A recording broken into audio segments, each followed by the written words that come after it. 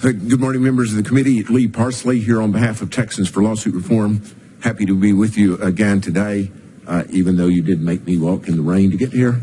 It was actually pleasant to have rain. Yes, it is. Don't curse the rain. Don't curse the rain. There are many topics that might be discussed about the Courts of Appeals of Texas, and as you all probably are aware, we at TLR Foundation wrote extensively on it a couple of years ago in a red book that I think we've sent to everyone at this point. If anyone doesn't have one, we're happy to send you a paper copy, or it's available at tlrfoundation.com. It covers a number of topics in there, and I'll leave it to the book, except to the extent someone wants to ask me questions. I would like to talk about what was really the last topic you all were covering this morning, and that is the state's business. That is, right now, the state's business in the sense that administrative appeals, the State Railroad Commission or PUC or train wreck, one of those groups is making a decision, or the medical board is deciding to yank somebody's license. And all those appeals have historically gone to the Austin Court of Appeals, with the idea being initially, I think, that a court would develop expertise in those. A single court could handle the state's business because it was of statewide importance. And I think that concept is probably okay, but the Austin Court of Appeals also handles a lot of other things, just like the other courts of appeals do. And so, Mr. Schofield, the answer may not be, and in our opinion is not, to spread the state's business all over the state, but the answer is potentially to create a court of appeals that handles the state's business, much like the United States has done in its appellate system. There are 11 numbered courts of appeals in the federal appellate system. We have 14 numbered courts of appeals. The federal system then adds on the D.C. Circuit, and the D.C. Circuit handles the United States business. It handles constitutional questions. It handles agency appeals. It handles those issues that are of importance to the entire state. So that instead of the voters of the city of Austin, really the county of Travis, governing the outcome of the state's business, as happens today, because they are the vast majority of the voters in the Court of Appeals district, you potentially hand the state's business to people who answer to the state generally. And that may be a better answer, and it is certainly one the United States uses in its appellate system, to give the important business of the United States to a Court of Appeals to handle specifically the state's important business. So we have been studying that. We have not at this point written on it extensively like we do on about everything, but we're looking at that, and I anticipate that we at Texans for Lawsuit Reform will come to the legislature with a specific proposal for matching to some extent the federal system for handling important business of the state of Texas, and important both to the state of Texas and often to the people who are dealing with the state of Texas. Again, if you're a person who holds a medical license that's being taken away, that's important to you, but it's also important to the state of Texas to protect the public from errant doctors or lawyers or whoever it might be, or accountants. The PUC cases can be very important to the entire state, as we all know from a major weather event recently. So those are issues of importance to the state, and it may be time to think about matching the federal system in that regard. So that's where I wanted to focus my comments today. There was Senate Bill 11 on this topic last session by Senator Huffman. We were looking at that. We're looking at the concept broadly, and again, would expect to be before you again during the session with a specific proposal that we would like to support. And with that, I think, as I said, I'm happy to answer questions more broadly about the Courts of Appeals, but that's what I wanted to focus on today. Okay. Representative Schofield. First, Mr. Pross, I want to point out, again, I was not making a proposal I understand. from the dais. And again, amongst other things, when Justice Busby was up here, neither of us had any statistical data regarding how many of these cases are, whether there are enough cases to justify a standalone court. And more to the point, I think, now that you raised that issue, whether and how you would create such a court. I know if we created one, the governor would want to appoint all the judges, and I think the voters of the state would want to elect all the judges, and how that would be handled, I don't know. I'd be happy to see what data you have or what proposals you all have, but before we took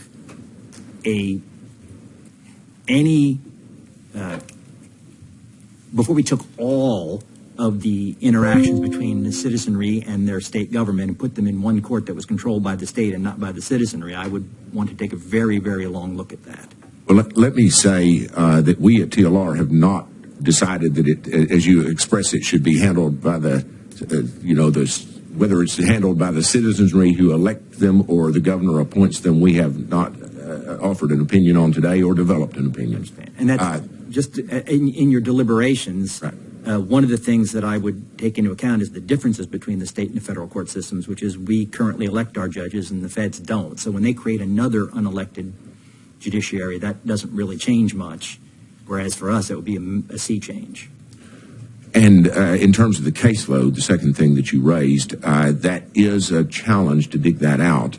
But we at TLR have spent some time doing that kind of work before, where we just get into the guts of the numbers and try to figure out what's going on. Oftentimes it requires us just to look at a docket of a court and physically count the cases for a period of time, which is what we'll have to do in this proposal, I think, is go into the Third Court of Appeals and look at every case over the last decade that's been filed and it's involving a state agency, so that we can give you specific data.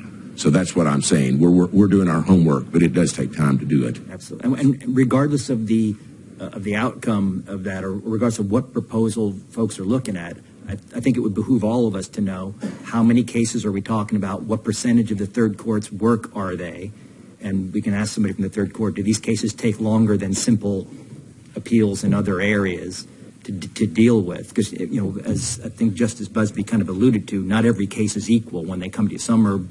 Some take a long time to work their way through, and others are relatively simple appeals. So before anybody reaches any conclusion on how to proceed or whether to make any changes, I think we all ought to take a look at it and think about where we're trying to go. Certainly, we would expect that. The chair will show Representative Middleton present. Thanks for joining us. As some follow-up questions on that, let's just take, for example, the situation where a medical license is revoked or not granted, and the applicant or the physician wants to bring suit against the Texas Medical Board, wants to contest that. Is jurisdiction mandatory in the Austin Court of Appeals on that? Where is jurisdiction? Where's that lawsuit filed? And so the Texas Medical Board would move to revoke a license in that particular example, but it is an example that's broadly applicable. PUC, when they're doing a rate case, whatever it is, that's an agency activity to begin with. They've moved to revoke a license. The PUC has been asked to set a rate or whatever it is. That typically is going through the State Office of Administrative Hearings as an administrative matter, where the judges, by the way, are not elected, they are appointed, so the state does have appointed judges out there. Yeah. The SOA judges make a recommendation then to the medical board, either take the license away or not. The medical board either accepts that recommendation or not, and then it is a sort of an appellate process in a sense to a Travis County District Court by statute. That's by statute. That's right, and then Travis County District Court decisions are appealed to the Third Court of Appeals in Austin, because that's the district. So that's how the Third Court of Appeals ends up with those cases, is by statute. They are an administrative process that started in Austin, that's appealed to a Travis County District Court, and then naturally appealed again to the Third Court of Appeals. Why would the default not be, and I don't know the legislative history on this, but why would the default not be that the original action is filed in the county in which the applicant resides? If I'm a doctor in Collin County, why can't I file that in Collin County instead of having to come to Travis County? Well, again, because it doesn't really start as a lawsuit. It starts as an administrative effort to remove your license. And so it's the state board. And, historically how these things happened, just to go back a little bit in time before SOA existed. So when the medical board sought to take your license away, it handed that proceeding over to a lawyer who sat down the hall from the lawyer who was trying to take your license away. It was actually handled inside the medical board. And so the medical board's administrative law judge, who officed with and answered to the same person that the prosecuting lawyer officed with and answered to, heard your case right there in the building, and then they made a decision about your license. And then from there, by statute, you got to appeal that to a district court, which is it's not a de novo appeal, but it's a appeal that's weighted in favor of the administrative agency. So the Travis County District Court is largely sort of an appellate court. So, and there's never a lawsuit filed except when you're taking that first step of an appeal from the agency having taken an action against you. So then we created SOA 30 years ago so that you no longer have the prosecuting attorney and the judge officing next door to each other. So we took the judge out and put it over in SOA. So we eliminated that problem, but the process is still essentially the same. The state agency is proceeding in an agency effort that's not a lawsuit. It's a similar thing to a lawsuit. They're notifying you and you're having a hearing as if you're in a lawsuit, but it's not an actual lawsuit until you've lost your license and then you appeal to the Travis County District Court.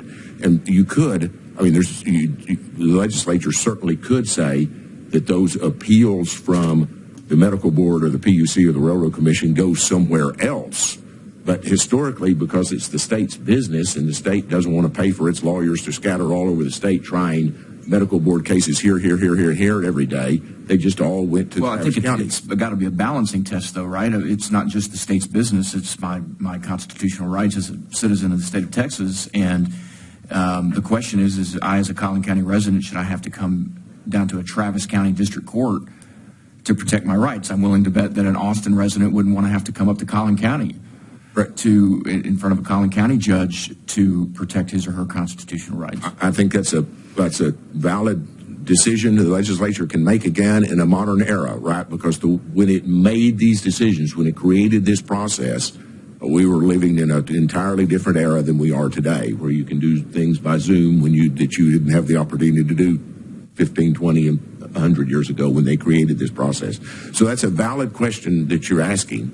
But right now, as it's set up, because, the legislature made a decision many decades ago that the state shouldn't have to go out all over send lawyers all over the state to deal with medical board today and PUC tomorrow and just AG lawyers bouncing all over the state constantly dealing with administrative problems. We'd concentrate them all in the Travis County with an administrative process the state handles and essentially an appeal to a Travis County District Court and then an appeal to the Third Court of Appeals. And I will tell you that my feeling is that still is a legitimate thing for the state to say, is that when we want to deal with the state's business, it is so much the state touches so many licenses and so many things that having state's lawyers scattered all over the state dealing with it probably is going to be expensive and difficult. And so having it all concentrated in one county, it probably makes sense still even in the modern day. It's a valid question, but it may still make sense to have it all concentrated in a county. But if you do that, then the next question is, should your appellate system have more expertise in the state's business if you're going to concentrate it here? And that's what I think we're asking you. But I don't, you have a valid point that a doctor who's losing his license might be, maybe he should be able to take that next step to a Collin County District Court instead of a Travis County District Court. It's a valid policy question.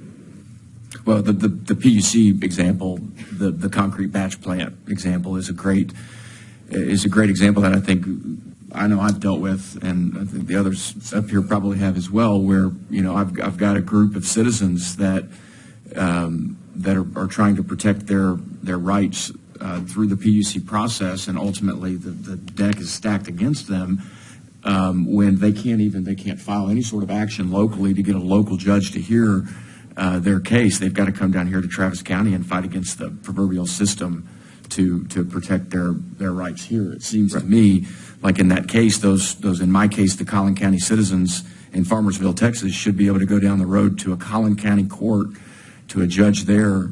And the state, it shouldn't be maybe 30 years ago, it would have been an efficiency argument, a cost-saving argument, but our justices have proven, as they just testified, that technology has greatly advanced to where the more cases are able to be heard, and it doesn't really matter where the judges or the lawyers are sitting at any given time. Yeah. So you and I are in the same point, at least in this respect. Right now, your Collin County residents are subject to the decisions of the voters of Travis County. That's right. Because the voters of Travis County are electing the district judges, which are going to hear the PUC initial appeal. The voters of Travis County are almost exclusively electing the members of the Austin Court of Appeals, because Travis County carries so much weight in the Austin Court of Appeals district. So the voters of Travis County, for everybody around the state messing with concrete plants and messing with power lines, the voters of Travis County are answering those questions largely because they're electing the judges in Travis County, and they're electing the judges on the Court of Appeals that sits in Travis County. It may be a 24-county Court of Appeals, but the voters of Travis County dominate the court. So that's our point, is that these are issues of statewide importance. They're important to your people in Collin County, but yet who they're listening to, who's making their decisions, are the voters of Travis County. Yeah. And that's our point. That's why we're saying potentially, instead of scattering the cases, maybe that you ought to have at least a Court of Appeals that has a statewide jurisdiction, that has input from everybody in the state, not just by the voters of Travis County. And how that's built, and again, we don't have specifics for you yet, but we think it's the right idea. Representative Moody? I just want, there is relief from the Third Court of Appeals, is there not? Correct, of course. Where is that? Texas Supreme Court. And those justices are elected statewide? They are indeed. Okay. I just want to make sure I wasn't missing something. Sure. How many of those cases get appealed, though? And we'll see that in the data as well. How many of the state administrative proceedings get actually appealed to the Supreme Court? Or even get contested knowing that you're going to lose at the district court level in Travis County? Representative Johnson. I had a question. Yeah. Chairman. Thank you, Mr. Chairman. To some extent, I understand the logic, but it seems to me that it also applies to the SOA to a large extent, because, and I guess the question I always had about SOA, having been, I saw former Senator Duncan back there, and I kind of entertained this idea about SOA, I think, some years ago. But do you know what percentage of the cases at SOA are ruled in favor of the government? I do not know that, but my guess is that someone could get SOA. I'm not sure SOA would answer my question, but I'll bet they would answer your question. They didn't answer mine either. Right. Because I said that SOA was, my son told me one day, a distinction without a difference. And if we've got 90% of the cases in favor of the government, I don't know that it's higher than that. Yeah, probably higher than that. Yeah. And so it raises the question of have we created a charade for our citizens that they're going to get a fair shake? And the example you used is the lawyer down the hall. And he's just not down the hall anymore. We gave him a cloak and outfitted him with judges, but he's still the same lawyer down the hall. I didn't come really very prepared on SOA today. I do have a soft spot for SOA. My sister was the head of SOA appointed by Governors Perry and Abbott for a long period of time. So I was certainly convinced during her reign that it was a well-run and fair organization, and I hope it remains so. I can understand. I understand. I have a big sister, too. Yeah. Members, any other questions for Lee? All right. Laura, good morning. How are you? Yes, good morning. Good. If you'll state your name and affiliation and take it away. Absolutely. Committee members, my name is Laura Tamez, and I am President-elect of Texas Trial Lawyers Association, which means I have the honor of coming back and working with this committee again. I'm looking forward to it. Thank you so much for the opportunity to testify today. And while we don't have a specific piece of legislation before us, I want to talk about judicial efficiency and something that we saw last session. So when the proposition is to redraw the lines of courts of appeals or the boundaries, while merging several courts to make one or to make seven, that is a cause for concern. And TTLA seeks to ensure that the judicial system produces results that are fair to all parties, not just plaintiffs. No one wants to be on the other side of a mandamus or the other side of an appeal because of the uncertainty of common law predicate. So as we heard from Justice Busby and Chief Justice Contreras, the courts of appeal have done a masterful job in meeting the backlog when the forecast a year ago was it may not be properly managed. And so that's why when we look to judicial efficiency and the practical effect of merging several courts of appeals into one, for example, merging Fort Worth, Waco, Texarkana, and Eastland, that will lose not only the regional identity, but the loss, or it will impact common law precedent. If the proponents of this type of legislation is to avoid conflicts, where the Supreme Court would have to step in because there's a conflict in the opinions of the courts, for example, 1st and 14th, then merging 4 courts of appeals would create some inconsistencies, uncertainties, unpredictability of outcome for the litigants. Let's say if they were to file in Tarrant County, but there's differing opinions in Eastland, and all these judges have come together. It's going to impact any issues on discovery hearings. We may have to have more mandamus so that the Supreme Court can resolve those. It may impact summary judgment outcome, may impact what a jury charge is going to look like. And so at the end of the day, if the idea is to increase judicial efficiency by reducing the number of appellate courts, that's something that has to be studied very carefully, and we look forward to working with this committee on that in the future. As far as courts of the state's business, we did not have a stated position on that last session. However, if there is a proposed piece of legislation, we will respond to it. We will study it. And again, look forward to working with you in 2023. TTLA is always here as a resource. Thank you very much. Thank you, Laura. Members, any questions? All right, thank you. Jennifer Doan. Yes, thank you, Mr. Chairman. Good morning. And members of the committee, my name is Jennifer Doan, and I am the president of all 15 chapters of the American Board, all 15 Texas chapters of the American Board of Trial Advocates. I'm also a former chair of the litigation section for the State Bar of Texas, but today I'm here in my capacity as president of TXABOTA.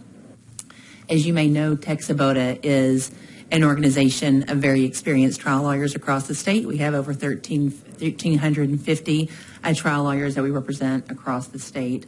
There's certain requirements to be able to be a member of the American Board of Trial Advocates, and currently that means you have tried more than 10 civil jury trials all the way to verdict as lead trial counsel. In addition, there's a civility component as well. We represent both plaintiffs and defendants, and our organization is roughly 50-50 plaintiff and defendant balanced. We represent individuals from all over the state of Texas, small businesses, large businesses, and all other type of entities as well in civil litigation. We represent them in all 254 counties. We also represent clients in the federal court system as well as other jurisdictions. So this issue that comes before us today with respect to the courts of appeals and studying the courts of appeals, I applaud, and we applaud what what Representative Johnson said with respect to the committee wants to study the courts of appeals. Are we doing it right? Are there certain things we can improve or not? And we applaud that study.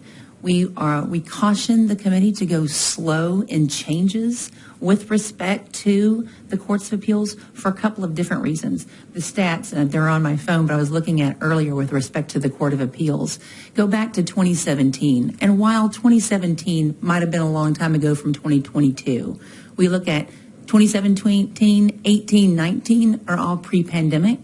20, 21, 22 are all affected by the pandemic. And as we know, the Court of Appeals were not only affected by the the pandemic with respect to not being able to meet altogether during certain times, but also if the trial court is slow in getting things to trial, then the appellate court also is going to have a lower number of those. So while TXABOTA always supports this committee's work, and we'd like to work with this committee if changes are going to be made. We do want to make sure that this committee knows that the stats in front of you are really two different things. One is pre-pandemic, and hopefully the numbers come back to pre-pandemic, but it's also the pandemic numbers as well. So we would caution the committee that some of those numbers can be heavily skewed by the pandemic. Texas Boda has a long history of working with the Texas legislature with respect to reforming and supporting reforms that strengthen the civil court system. We also have a long history of opposing reforms that do not strengthen the civil court system. We don't have a bill in front of us today, and yet I think we're overshadowed here, both TTLA and Texas Boda, who speaks for both plaintiff and defendants, with respect to Senate Bill 11 and what Senate Bill 11 brought last year during the legislative year. I don't know if you have gone back to look at the testimony that came in on the Senate side on Senate Bill 11. We had a large number of trial lawyers and a large number of Texas Boda members from all over the state that testified against Senate Bill 11 for a number of reasons. As the TLR paper states, it's basically redistricting the Court of Appeals down to 7 courts of appeals. And as Ms. Tamez just represented, the Texarkana Court of Appeals was redistricted with the Fort Worth Court of Appeals, with the Eastland Court of Appeals, and with the Waco Court of Appeals. And that, just on numbers alone, cannot be efficient for the state courts of Texas. I will say that the reason why we have the reallocation of the courts of appeals is, and the caseload, is because of this issue. We want to have, the state has said that they want to have an issue where all of the courts of appeals justices have roughly the same number of cases to make it fair on all of the courts of appeals justices. And if you look at just the numbers that we do have, it looks as though the Dallas Court of Appeals, in just the 2017 to 2022 numbers, Dallas Courts of Appeals, San Antonio, and Tyler, some years had cases transferred in, some years had cases transferred out. So the system does appear to be working well. I think if we went back before 2017, you would see more courts of appeals with cases transferred in and out. Maybe not the Austin Court of Appeals, but I think the data would definitely support that. Also, the Texas Boda members look at the efficiency of the courts of appeals, which we currently see. It's important to us with respect to access to justice. I can tell you that I recently had a client from Lubbock County, and we just got an opinion from the Amarillo Court of Appeals. If her appeal had to go far away, I'm not sure that she would have felt the same access to justice as she does when she's there. I know that Amarillo Court of Appeals is a smaller court, and yet some of the counties we have are in Texas, as we know, of the 254 counties just coming out of the pandemic, where there were deep dives as far as our courts and what they could hold. And when they were in trial, when Travis County, Harris County, Bexar County, Tarrant County, and Dallas County might not have been holding in-person trials, there were over 100 counties that were holding in-person trials. We're just a really large state with really large interests, and access to justice in the smaller areas really matter to the Texas trial lawyers and to the citizens of those counties. Just a couple of other things. With respect to the funding of a combined or redistricted Court of Appeals, the data has not been shown or proven that would save money for the citizens of Texas at all.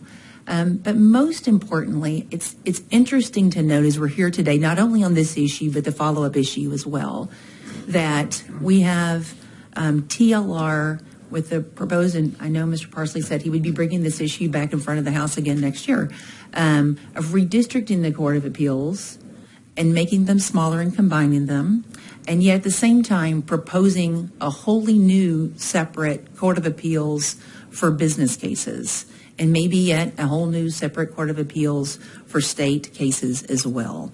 And we would ask this committee to make sure that we have lots of data to see if that is actually warranted in our state. The data does not prove that it's warranted in our state now. There's been no data to propose that, unless it looked like that one organization is trying to manipulate the state courts of Texas, which we would definitely not want that to happen. So to carefully consider that, and also when the discussions we were just having with respect to the state business and a court of appeals that handles state business, I noticed that we really focused on, or Mr. Parsley focused on, the PUC or the medical board or administrative boards, but the state's business would include a very broad state business, most of which now don't come, or some of which now do not come to Travis County. So if you're looking at the university business for the states of Texas that does not come to Travis County, that goes to court wherever that county would hold the right jurisdiction, and that would be appealed to those counties. So I would urge this committee to strongly consider what would be the state's business and maybe not expand it as broadly as some of those who may be proposing legislations in that issue. As always, all the lawyers of Texabota would be very interested in working with this committee if any changes need to be made, and we're willing to answer any questions. Great. Thank you. Thank you, Jennifer. Members. Representative Johnson. Thank you for being here. If I'm hearing you correctly, you're kind of very eloquently emphasizing that if it ain't broke, don't fix it.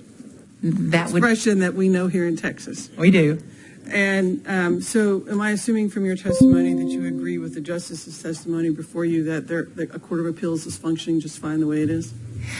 I would. There's no data currently that shows that it's not. Right. And so before we start having a solution for which there's not a problem, let's see if there's a problem first and then look for various solutions and study those. I would wholly agree to that. Right. And it looks like from the data that was submitted, at least, over 95% of the cases are being adjudicated in the appellate court where they're filed. This transfer system is really it's a backstop mechanism designed to make sure that we have appropriate workflow, but it's not utilized in a great majority of the cases. It doesn't seem like. That's exactly right. I think the data shows it's approximately around 5%.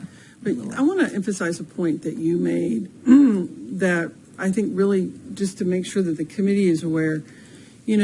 I would imagine, if I were a guessing person without having data, I would imagine that the state of Texas is defending itself in Tort Claims Act lawsuits all over the state.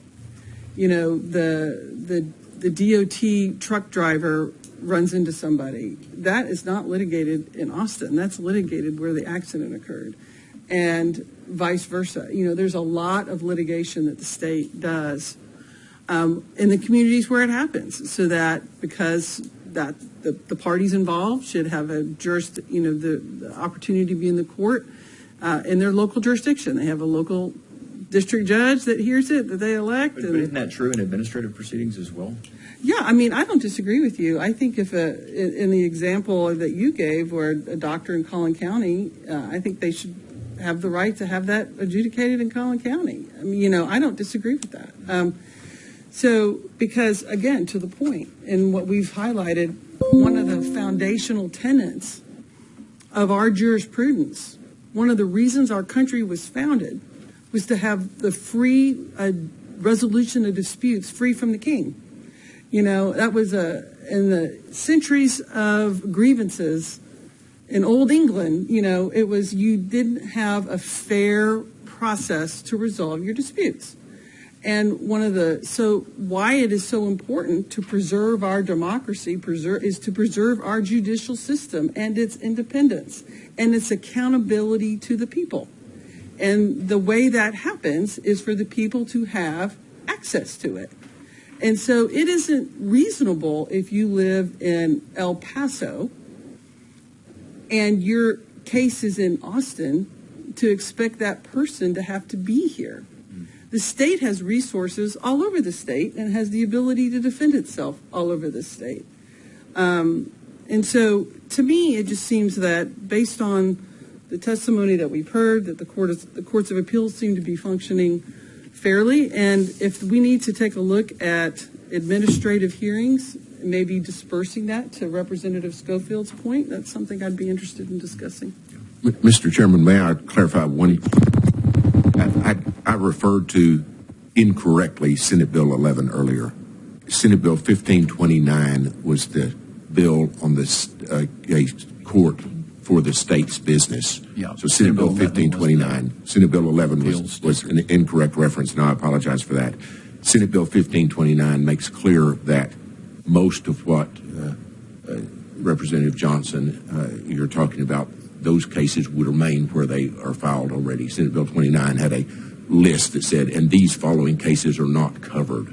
So, the state's involved in child support collection, specifically exempted under Senate Bill 29. It had probably 12 or 19 items on the list of things that are exempted from Senate Bill 29. So the reason I was talking about PUC cases is because, and constitutional issues, is because that's what was left behind in Senate Bill 29. It did not propose to move all of the state's business to a court of appeals. It was fairly narrow. So, and I apologize for the incorrect reference. No, it's okay. Got us off track a little Thank bit. you for clarifying. Members, any other questions for the panel? I had one, and I guess this is kind of my own thought in my head, but I wondered about creating specialty courts. How far can we go with that? That's our next charge. That's the next. That's one. our Okay. next. But that's I kept hearing my friend here saying, and that was an idea floating around in my head because you could. You're at the right place, just a little too early. Well, hey, I got here late. No, that's right. That's right. We're So getting I'm to trying that. to make up for it. Yeah. Members, any other questions? Okay. Thank you to each of you, and look Thank forward to working with you on this in the interim.